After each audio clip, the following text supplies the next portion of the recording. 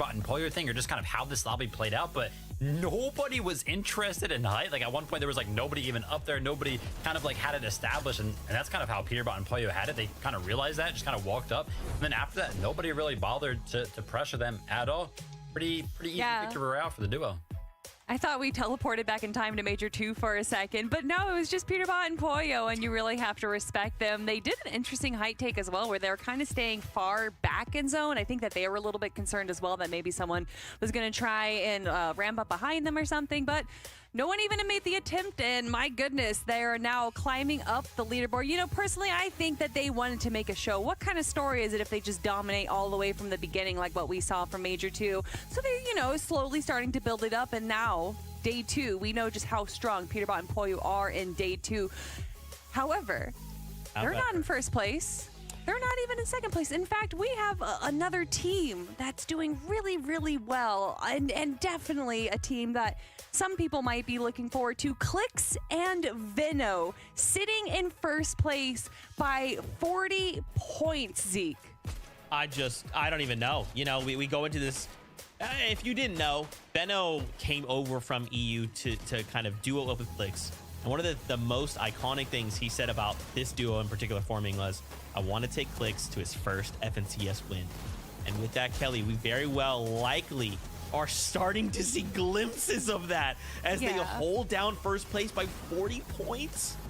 It was wild, and it started all the way at the beginning with Veno and Clix doing a really smart third-party attack, but Vivid, this is where Veno shines.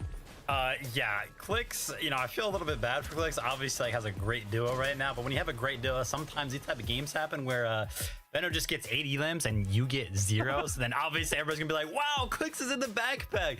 But no, on a serious note, I mean, this duo, it shows on the leaderboard, obviously, but they have consistently made every single end game right now. And, you know, obviously, without a doubt, definitely playing the best out of all of the competition right now. 27 eliminations. It's just wild in these streets, I'm telling you. I wanted to highlight here Baka and Pars as well for a moment. You know, these guys have been hot and have been cold. You know, last game going down 40th place, but now making an 11th place. You know, they've really kind of let go of the reins there for a moment, Kelly. And I think that's not what we want, right? We want to be holding on as long as possible. Otherwise, we're going to have what happened here. Veno Clix, suddenly they've just overtaken us. I mean, yeah, today, or not today, but this game wasn't exactly the best performance, but the fact that Baka was actually a solo earlier on around zone 5 and was able to bring up his duo mate and make it all the way to 11th zone just showcases, even if put into a terrible situation, they're still able to clutch out these end games, and that's why they're sitting in second place. Yeah, but that game's a little bit here, even though it wasn't like any crazy performance right there, making it to the end game after in that 4th game when we saw them go down in 40th place very, very early on, kind of having that bounce back game to kind of get you back in the flow of things is way more important than a lot of people give credit for. So Baka and Pars still in the competition. Okay, all right, I like it. I want to pivot, a little small pivot here. I want to look at something like the eliminations. How many eliminations are these players getting in these games? Which individual player has the most eliminations right now? Veno, 20 eliminations as an individual. Right behind him is Peterbot looking to defend that title. The idea, Vivid and Kelly, that we're seeing these two Titans go head to head, it's just amazing. I'm going to go ahead and you might not double down on the point that I kind of brought up earlier, right? We saw that 27 total eliminations for the duo of Clix and Veno, and Veno has 20 of them. Okay.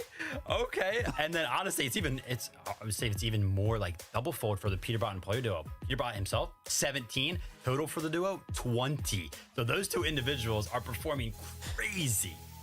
I will say, though, out of all the teams that we saw there, almost all of them are in the top 10, except for Pump, who had the 5th most amount of eliminations and currently sitting in 22nd place. So just showcasing that they are incredible WK players. They just need to make a few small tweaks to be able to hold out those placements in the end game. Guys, 40 seconds before we go into game. The last game of the day and just day number 1. Really quickly, before we get ready, what do we need to do? We have a single game to set the stage for ourselves going into tomorrow. Keep playing consistently. You know, I know that this was honestly was predicting this grand finals to be a close race between Peterbot and Pollo and Acorn and Cold, but that now may be Peterbot and Pollo versus Clix and Veno. That might be the race. No way. I just want to see more of the same. These have been some of the most exciting end games that we've ever gotten to witness. And we've been talking about how this is the most crazy grand finals we've ever seen. And they're just proving that we were right. This is so entertaining, so exciting. And I'm a little bit sad that this is the last game today. It has flown by, right? It is absolutely flown by. This is it, the last game of just day number 1 with a 1.5 times multiplier looming tomorrow. These players have to do everything they can to create a buffer. Here we go. Monster D Face, the best taco. Over to you. Thank you, Zeke. And yeah, this really is shaping up to be one of those iconic FNCSs. Definitely when you start to weigh up the competition across the others that have occurred over the years, Taco. Bro, get that off excites the me. game. Hey, time flies when you're having fun, and I have been having an absolute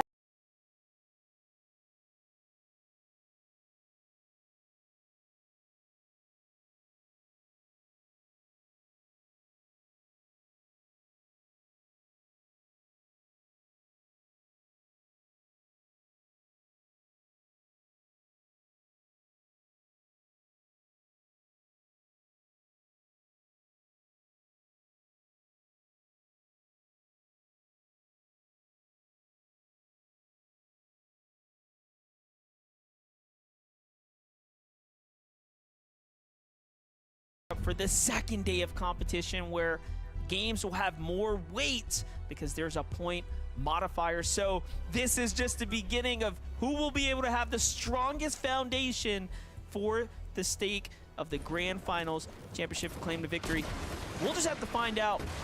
Cole and Acorn started off pretty honestly hot, right? They were up in the top of the standings after the first kickoff round, ending around 4th place. We were feeling really good about them, and then something has obviously taken a turn for the worst with their performance.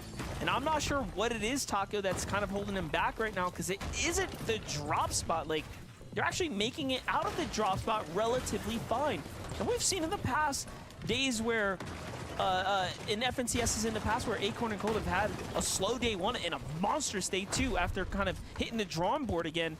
And if this is another instance that, plays out like that again this time around, I mean, they're going to be pretty upset about that.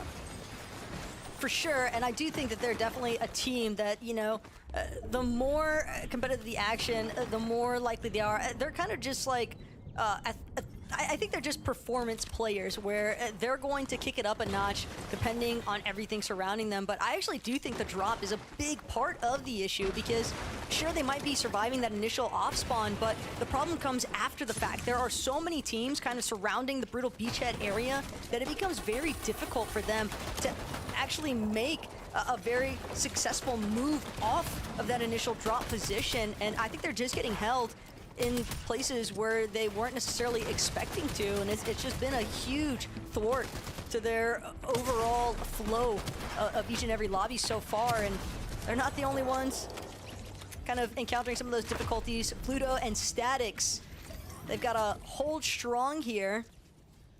And keep in mind, remember, Statics and Fluto were contesting Oliver OG, and it seems like that just wasn't working out. So they gave up some of that early rotate, and they just allowed Tony and Noisy to continue to go back and forth here. So it is very interesting how the tables, changed here, where they were like kind of a part of this battle, and they're just like, yeah, no, we need to do something else. But we do get to jump back in with the Acorn and Code story here. And now that they have the zone on top of them, I mean, they're just sitting up on the high ground, keeping tabs on this location right here. Remember the last time they gave this up, that other team rotated in and then made it pretty problematic for them. So it seems like they're at least taking their learnings, right, from the games here.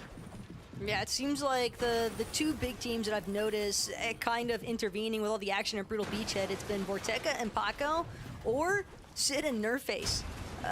They're kind of just like interchangeable when you look at the lobbies that those teams have actually chosen to like sort of third-party push onto Brutal Beachhead. And again, Acorn and Cole, they're already wrapped up just trying to deal with DK and Ian to start things off. But I do expect to see Acorn and Cole to be a team that